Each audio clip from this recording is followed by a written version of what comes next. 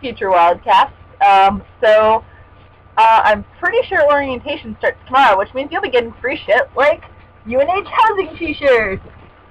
This I actually got last year when I went to go take my ID picture, and my ID picture is awful, and I will not show it no matter how much money you bribe me with, because they will make it so you look awful. Like, when I went, it was like humid and rainy, and I was sick, and I had to run across campus to go take it, because they take it in Stillings, and it's not all the way across campus, but you're starting off at the MUB, and you have to run Stillings, and it's a pain.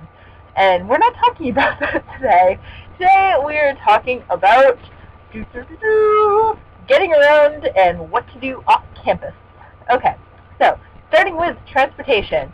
Your options are walking, which is very doable around campus. I mean, it's a big campus, sort of, in relative size to the surrounding, like, close by colleges.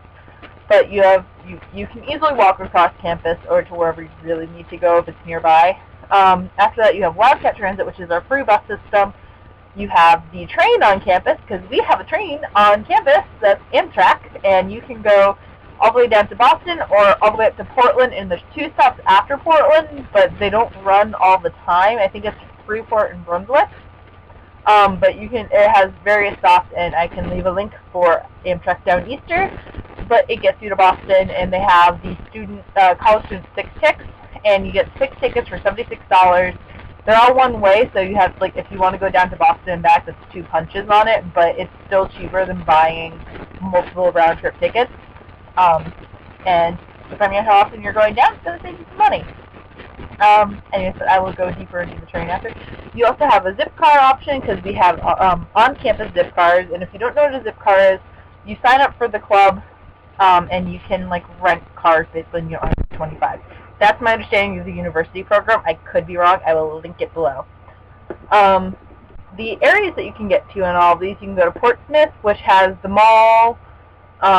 You can go to town, or Portsmouth has a really nice, like, area where you can walk around the shops and restaurants and Starbucks and whatever you would possibly want, basically. And then, of course, the mall, which is not part of town. You have to take the bus a little bit further, but it's all good because there's a mall right nearby. It's like 5 minutes.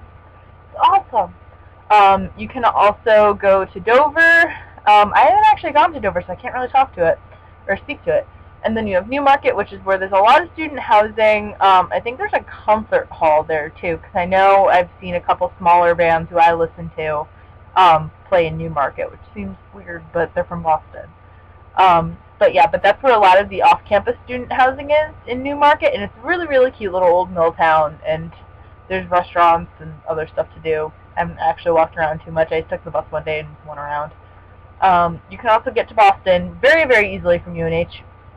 It's about an hour and a half, hour and 45 minutes, sometimes hour and 20 minutes, depending on what stops they're doing that day, to get to Boston from UNH. And it's us, Exeter, Haverhill, Woburn, and then Boston. And most days they don't stop at all of them. You just have to keep an eye out, because, like, I've tried to go down to Boston on the train, and they weren't running from UNH. They were only going to Exeter, which sort of kind of sucks because there's nothing to do in Exeter as far as I know. But we also have C&J buses, which run on Fridays and Sundays all the way to Boston, round trip. They go on the hour, every hour. And it's really nice to have an easy way to get to Boston that you don't have to drive. And then you can, of course, go up to Maine, go to the beaches, depending on the season, because the train doesn't stop in, like, Old Orchard Beach all year. It only goes, like, when it's warmer. And, yeah, so that's what you need to know about that transportation. But actually that's getting around. So we have Wildcat Transit, which is free. And then you have the train, which, depending on what ticket you get, is going to determine that.